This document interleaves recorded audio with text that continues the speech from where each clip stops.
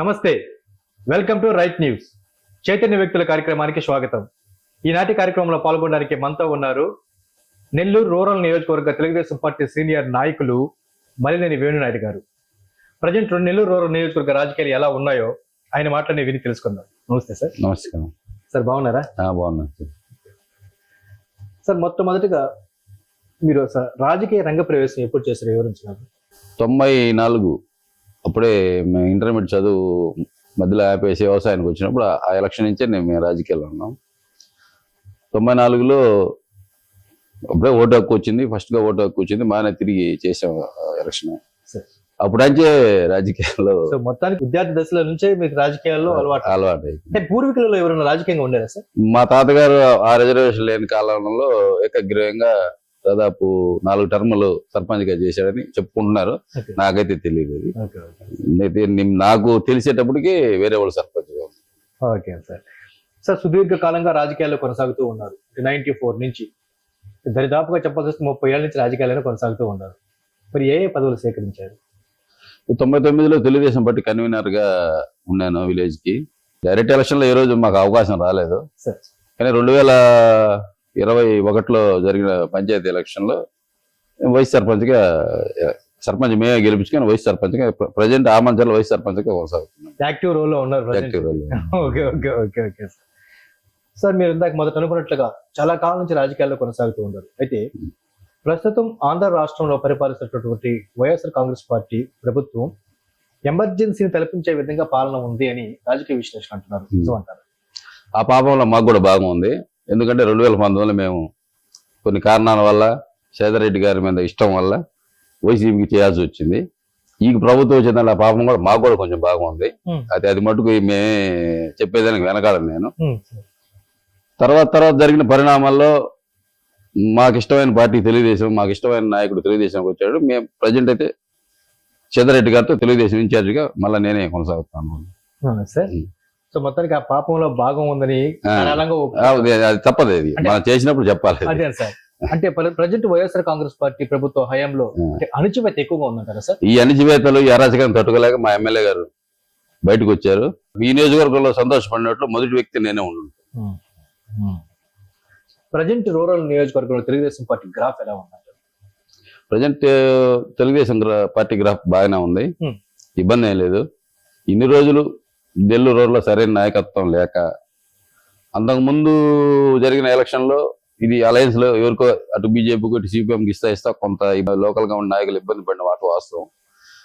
పర్వాలేదు, ఇది గట్టి నాయకుడు నెల్లూరు రోడ్లో సేదరెడ్డి రూపంలో వచ్చాడు కాబట్టి ఇంక ఇబ్బంది ఏమి ఉండదు. దీనికి ఇంకా బాగుందని ఎలా చెప్పగలుగుతుంటే, ఈ మధ్య చేసిన భవిష్యత్ గ్యారంటీ బాట్ దీంట్లో దాదాపు 87% మందికి మేము రీచ్ అయ్యాం. 87% మందికి మేము రీచ్ అయ్యామంటే జనాల రెస్పాన్స్ ఉంటేనే మేము రీచ్ అయ్యేస్తాం. ఏదో బాట్ అంటే పోయి ఇంటికి పాంప్లెట్ ఇచ్చి ఇంటికి వచ్చేది కాకుండా మేము వాళ్ళ నెంబర్ ఎంటర్ చేయాలా, వాళ్ళు మాకు ఓటీపీ చెప్పాలా. దాదాపు 87% మంది ఆమంచర్లు కానీ ఓటీపీ మాకు చెప్పారంటే మా మీద నమ్మకంతో చెప్పారు. గ్యారంటీగా తెలుగుదేశం పార్టీ గ్రాఫ్ బాగానే ఉందని దీన్ని బట్టి అర్థం అవుతుంది. అవునా సార్? సో మీ ఆమంచర్ల పంచాయతీ తెలుగుదేశం పార్టీకి కంచుకోట అని అంటుంటారు, నిజమేనా? ఇది అనాదిగా ఆమంచర్ల తెలుగుదేశం పార్టీకి కంచుకోటే. దీనికి మీకు చిన్న ఉదాహరణ చెప్తాను. 2009లో జరిగిన ఎలక్షన్ లో కమ్యూనిస్ట్ కి ఇచ్చారు. ఇది భానురాజు గారు అప్పుడు కమ్యూనిస్ట్ అలయన్స్ లో భాగంగా కమ్యూనిస్ట్ కి ఇచ్చారు. నేను అప్పుడు ఫ్యామిలీ నెల్లూరులో ఉన్నాం. అప్పుడు ఎలక్షన్ రోజు చేసాం మేము, అంతే. ఎవరు ఏజెంట్లు లేరు, పెద్దగా ఏం లేదు. ఆమంచర్ల పంచాయతీ కమ్యూనిస్ట్ కి 370 ఓట్లు మెజార్టీ. ఆనం వివేకానంద రెడ్డి గారు కాంగ్రెస్ తరఫు ఉన్నారు, ఆనం వెంకటరామరెడ్డి గారు ప్రజారాజ్యం పార్టీ తరఫు ఉన్నారు, భానురాజు గారు కమ్యూనిస్ట్ తరఫు ఉన్నారు. ఆ ఎలక్షన్ లో ఏజెంట్ లేకుండా, పెద్ద ప్రిపరేషన్ లేకుండా 370 ఓట్లు మెజార్టీ వచ్చింది ఆమంచర్ల ఎలక్షన్. వచ్చిందంటే దాన్ని బట్టి తెలుసుకోవచ్చు తెలుగుదేశం పార్టీ ఏ రకంగా గట్టిగా ఉండదు ఆమంచర్లలో. ఓకే ఓకే సో అంతటి తెలుగుదేశం పార్టీ గాలి పంచాయతీ ఉంది కాబట్టి భవిష్యత్తు గ్యారంటీ కూడా 87% చేయగలుగుతుంది. మరి రానున్న ఎన్నికల్లో మీ గ్రామ పంచాయతీ వారు వన్ సైడేనా? వన్ సైడ్ ఇంకా గట్టిగానే ప్రయత్నిస్తాం. దాంట్లో వదిలే సమస్య లేదు. ఎలక్షన్ మటుకు గట్టిగా చేస్తాం. ఎలక్షన్ పోల్ మేనేజ్మెంట్ ఎలా చేయాలో చేసి దాన్ని నిలబెట్టుకుంటాం. ఆధిక్యతను కంపల్సరీగా ఇంతకుముందు ఆమంచర్ల చరిత్రలో రాని మెజార్టీని తీసుకొచ్చేదాన్ని ట్రై చేస్తాం. సో ఆ రకంగా నిశ్చయానికి వచ్చేస్తున్నారు. ఇంతకీ కోటంరెడ్డి సోదరుల రాక మీ నెల్లూరు రూరల్ నియోజకవర్గంలో తెలుగుదేశం పార్టీకి మరింత బలం పెంచిందంటారా? తప్పకుండా సార్. రాష్ట్ర రాజకీయాల్లో కూడా తెలుగుదేశం పార్టీ గ్రాఫ్ మారింది. శ్రీధర్ రెడ్డి గారు తెలుగుదేశం రాకతించే స్టార్ట్ అయింది ఇది. అది మటు గర్వంగా చెప్పగలుస్తుంది.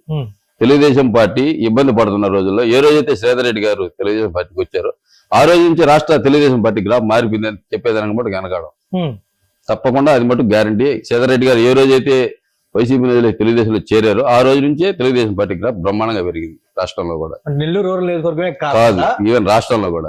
జిల్లా జిల్లా రాజకీయాలు మాకు హైదరాబాద్ గాని తెలంగాణ వాళ్ళ ఎవరైనా మిత్రులు చెప్పేది శ్రీధర్ రెడ్డి గారు రాకతోనే, మేమే కాదు మాకు తెలిసిన వాళ్ళు కూడా అదే ఒపీనియన్ లో ఉన్నారు.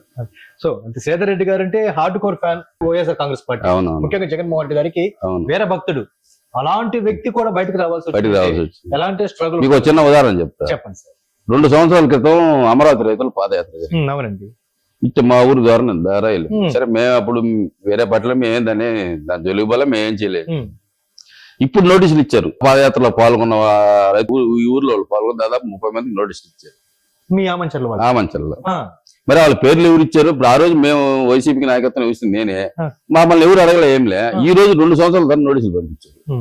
ఏది మీ మీద కేసు ఉన్నది, మీరు పాదయాత్రలో పాల్గొన్నారు. ఇంకంతకన్నా దుర్మార్గం ఇంకెక్కడ ఉండదు. ఎప్పుడు 2 సంవత్సరాల క్రితం పాదయాత్ర అమరావతి పాదయాత్ర ఈ రోజు నోటీసులు ఇవ్వలేదు. రాండి మీరు స్టేషన్కి రండి అని జనాలు. అంటే తెలుగుదేశం పార్టీ సానుభూతి పరులు ఉంటే ఉద్దేశపూర్వకంగా వాళ్ళు ఎలక్ట్ చేస్తే వాళ్ళు నోటీసులు దారుణం. మరి ఈ విషయం పైన మీ గ్రామంలో డిస్కషన్ మొదలైందా సార్? మొదలైంది తప్పకుండా. ఏదైనా ఒక చిన్న చర్య జరిగినప్పుడు గ్రామాల్లో మామూలుగా డిస్కషన్ జరుగుతుంది. ఇది ఇలా ఉంది ఇలా ఉంది. ముఖ్యంగా ఏదైనా పెళ్లిళ్ళ దగ్గర ఏదైనా కార్యాల దగ్గర తప్పకుండా దీని గురించి మాట్లాడుకుంటా ఉంటాం. సార్ సుదీర్ఘ కాలంగా రాజకీయాల్లో ఉన్నారు సార్ మీరు. శ్రీధర్ రెడ్డి గారిలో ఉన్నటువంటి ఆ నాయకత్వ ప్రతిభ ఎలాంటిది అంటారు? నాకు 2019 వరకు కూడా నేను రాజకీయాల్లో వెనకాల ఉండే చేశాను. నేనేం ఫ్రంట్ లైన్ లో ఉండే చేసేవాడిని కాదు. 2019 ఎలక్షన్ లో నన్ను గుర్తించి నువ్వు చేయగలిసి ఇంత పెద్ద మేజర్ పంచాయతీ నా వల్ల కాదన్నా, నేను చేయలేను. లేదు తప్పకుండా నా ఇది బట్టి మేము ఫ్రంట్ లైన్కి వచ్చి ఒక ఊరు ఇన్ఛార్జ్ చేయగల సామర్థ్యం మా నుంచి వెలుగు తీసింది ఆయన ఒకటి. ఇంక అంతకాడికి ఎవరు లేదు. అంతకుముందే మేమంటే ఒక ఎమ్మెల్యేకి మా పేరు పెట్టి పిలిచే ఇది కూడా ఎవరికి తెలియదు.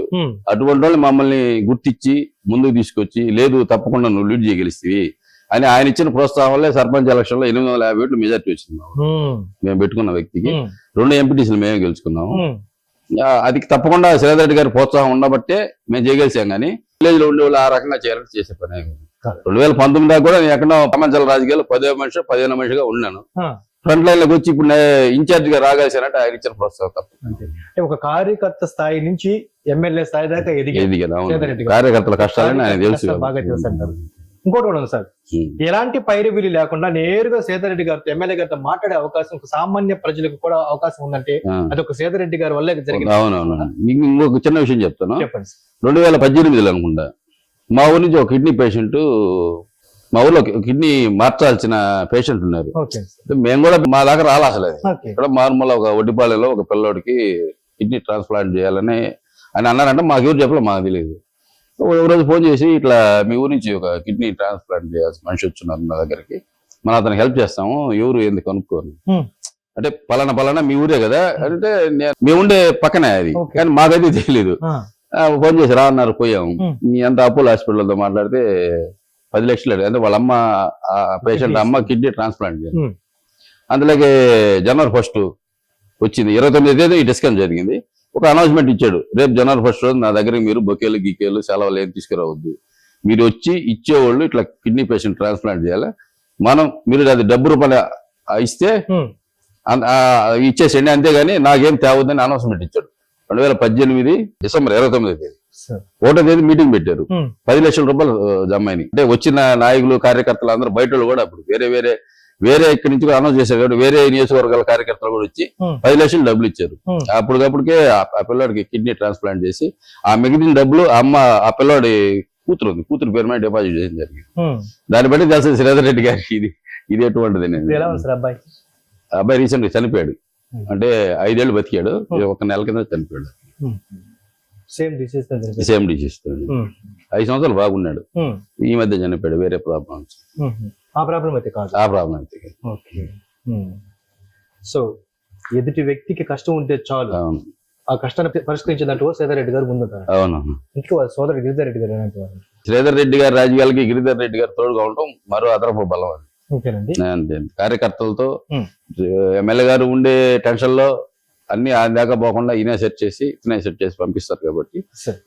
దానివల్ల అదనపు బలమే కానీ మాకు అంటే మా నియోజకవర్గం ఇద్దరు ఎమ్మెల్యేలు ఉమ్. ఒక ఎమ్మెల్యే అందరికి ఒక ఎమ్మెల్యే మాకు ఇద్దరు ఎమ్మెల్యేలు అవును సార్. అది అంటే- ఎప్పుడు నిరంతరం అందుబాటులో ఉండి చేసి పంపిస్తుంటారు కాబట్టి ఓకే. ఇప్పుడు మాకు ఏదన్నా అవసరం సాయంత్రం ఫోన్ చేసి అన్నారు రేపు పొద్దున వస్తున్నారంటే 7 గంటలకు రా అంటారు ఉమ్. కానీ వాళ్ళు 6:30కు వచ్చి కూర్చోంటారు ఇక్కడ మేమే లేట్ అవుద్ది ఒక్కోసారి ఓకే. అది పరిస్థితి సమయపాలన ఖచ్చితంగా సమయపాలన ఖచ్చితంగా ఉంటది పాటిస్తారు. ఇప్పుడు మా ఊరు నుంచి మేము ఏదైనా సమస్య మీద ఒక 10 మంది తీసుకెళ్తే సరే. ముందే చెప్పుంటాం వాళ్ళు రెడీగా ఉంటారు ఆ. మేము తీసుకెళ్తాం నేరుగా లోపల పోతాం పని అయిపోతే బయటకు వచ్చేస్తారు ఈ జనాలందరూ అది అది ఒక ఆశ్చర్యం మాదిరి ఏంది ఆ. ఇంత సింపుల్ గా అయిపోయింది మన పని అనేది అంత స్పీడ్ గా ఉంటుంది వర్క్ అదే సార్, ఒకనొకప్పుడు ఎమ్మెల్యే గారి దగ్గరికి వెళ్ళాలంటే అవును అది జరుగుతుందా? ఆ ఉదయం నుంచి పడిగాపులు కాసిన రోజులు కూడా ఉన్నాయి ఉమ్. ఇప్పుడు అలా కాదు ఉమ్. ఊరి నుంచి మేము పోకుండా మా ముందు ఏమన్నా సమస్య ఉన్న వాళ్ళు పోయినా కూడా సరే. మాకు మందలింపు ఉండదు ఉమ్.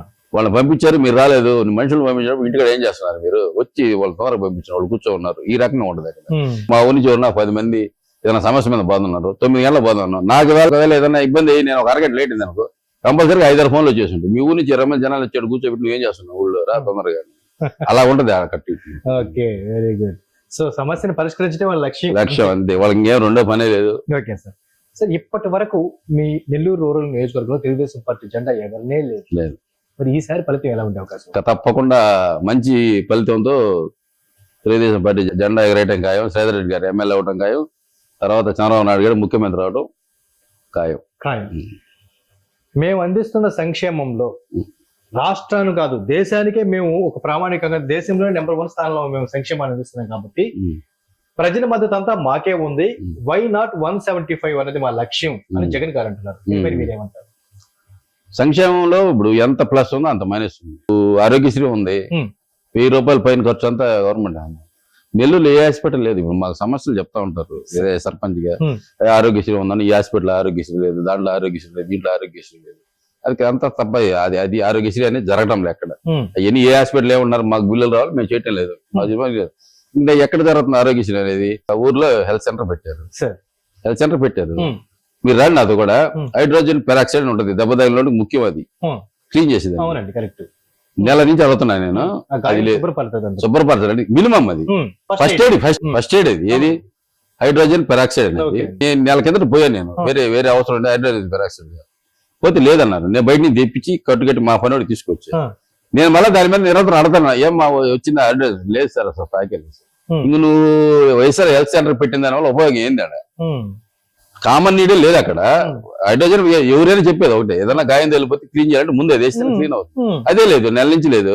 అది అంత ముందు ఎప్పుడో తెలియదు. మీ సమస్య గుర్తించి మేము నెల కింద కూర్చున్నాం. ఇంకా ఆ రకంగా ఉండే అదే సంక్షేమం అంటే ఇంక దానికి మనం ఏం చేయగలుగుతాం? సో పేరుకే వైఎస్ఆర్ హెల్త్ విలేజ్ క్లినిక్ అంతే, అంతేకాని అంతే. అందులో అసలు ఉండాల్సినటువంటి లేదు, ఏమి లేదు, పేరుకే అంతే. అది కూడా ఒక రకమైన పబ్లిసిటీ సార్. అంతే, ఇంకంతా నేను 2 కారణాలు చెప్పా. ఆరోగ్యశ్రీ ఒకటి చెప్పావు, హెల్త్ సెంటర్ చెప్పా. హెల్త్ సెంటర్ బిల్డింగ్ పంపడం ఎవడో ఒక అప్పులు చేసి కట్టాడు, ఎవడో నేనే కట్టాను. ఇంతవరకు నాకు ఆ బిల్ రాలా, నేనే కట్టా. ఇంతవరకు మాకు బిల్ పూర్తిగా మా చేతికి ఇవ్వాలా? ఏదో జరుగుతా ఉంది. అది ఇక కామన్ నీడ్ అయినా అదే లేదంటే ఏమి కాకుండా వాళ్ళు ఏదో ప్రతా ఉంటారు సర్వేలు వేసుకొని జగన్ అన్న అది చెప్పాడు ఇది చెప్పాడు జరుగుతుంది. కానీ ఏముంది దాని వల్ల ఏం ఉపయోగం? సార్, మేము చాలా మంది సర్వే చేస్తే ఇలాగే 1-to-1 సర్వేలు చేస్తే మాకు తెలిసిన విషయం కూడా అదే. ఎన్నో పనులు చేసినప్పటికీ కూడా వైఎస్ఆర్ కాంగ్రెస్ పార్టీ నాయకులకి ఈ బిల్స్ రాలేదు అన్నటువంటి బాధ చాలా మంది. సార్ 85 లక్షలు నేను ఇంకొక అతను ఇద్దరం కలిసి చేసాము. వాళ్ళు ప్రజెంట్ స్టిల్ 85 లక్షలు రావాలి సార్ మాకు. ఇప్పుడు 2020లో వేసాం సిమెంట్ రోడ్లు. 4 సంవత్సరాలు అయింది. 4 సంవత్సరాలు వడ్డీ లక్ష అయింది. ఇంతవరకు మాకు పూర్తి చేయాలి. మాకు బిల్లు ఏదో ఈ మధ్య ఒక సంవత్సరం కింద ఏదో వాళ్ళు వీళ్ళు కోర్టుకు పెట్టి కొంత వేసాడు, ఇంకా కొంత అట్నే పెట్టుకున్నాను. నేనే కాదు, ఈ రాష్ట్రంలో ఎవరైనా సరే వైఎస్ఆర్ కాంగ్రెస్ పార్టీ కార్యకర్తలు చాలా రకాలు ఉంటారు. కొంతమంది పనిచేసే వాళ్ళు ఉంటారు, కొంతమంది ఊరికి పైరువులు చేసుకునే ఉంటారు. పనిచేసే కార్యకర్తలు ఊరికి ఒకరిద్దరు ఉంటారు. ఏదే వాళ్ళ ద్వారా ఊర్లో వర్కులు జరుగుతుంది. వాళ్ళ సంతోషం కూడా చెప్పండి. వాళ్ళ పార్టీ నేనంటే ఇప్పుడే మేము మారామని చెప్పేది వాళ్ళు అడగండి. ఎవరైనా సంతోషంగా ఉన్నారు వాళ్ళ పార్టీ వాళ్ళు.